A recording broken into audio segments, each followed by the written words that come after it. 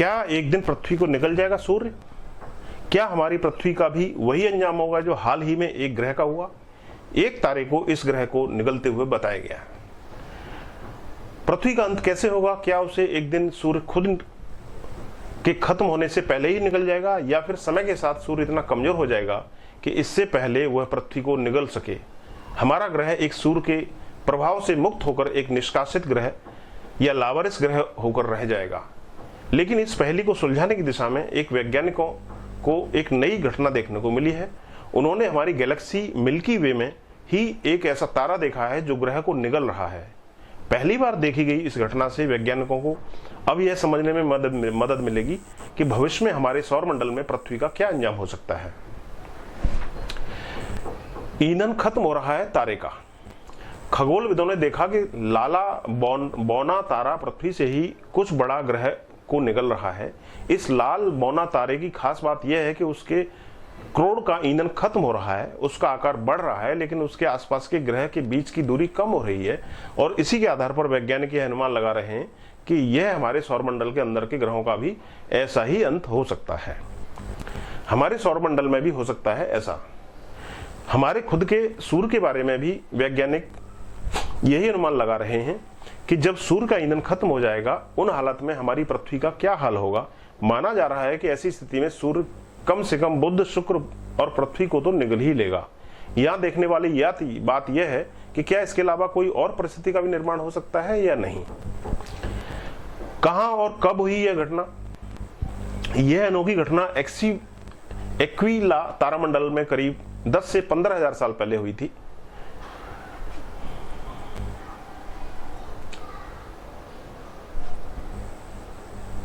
यह अनोखी घटना एक्विला तारामंडल में करीब 10 से 15 हजार साल पहले हुई थी।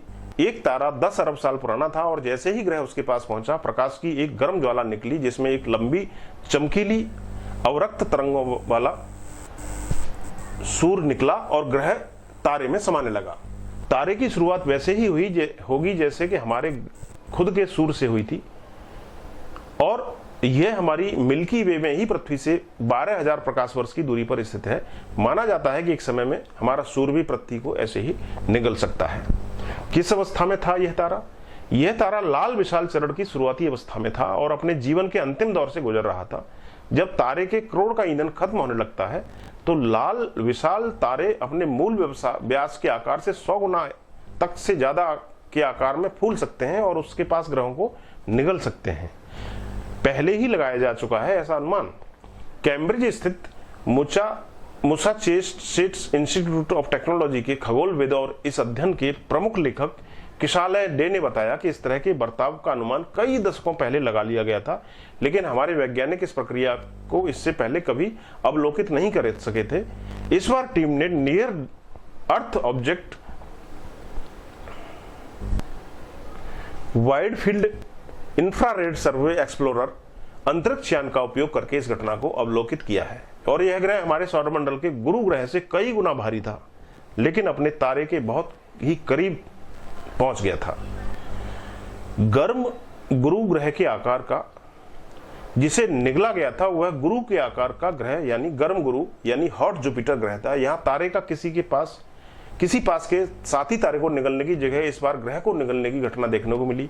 यह ग्रह वैसे तो बहुत बड़ा था, लेकिन उसकी अपने तारे की कक्षा बहुत छोटी थी, जिससे ग्रह पृथ्वी